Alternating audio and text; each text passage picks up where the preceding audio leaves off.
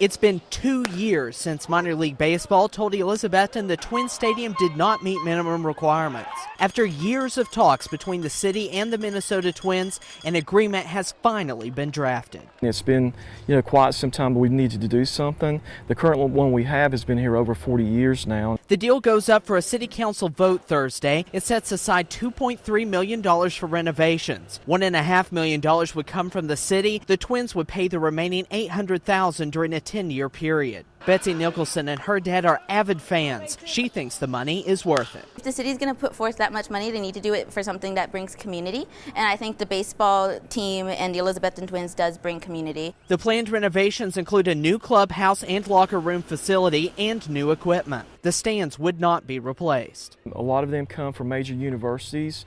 They come in and they come to a facility that isn't what they're used to seeing. Elizabethton hopes the deal will allow dedicated Twins fans to come back to these stands for years to come. We have a professional baseball team here, and it's something that we should keep, take pride in and try to keep up as long as we can. That's something Nicholson agrees with. I'm so glad the Twins are staying. Like, when I found out they might be leaving, I was so upset. I was just like, no, they need to stay. If the agreement is approved Thursday, the team will stay for at least 5 years, with options to renew after. In Elizabethton, Caleb Perhne, News 5 WCYB.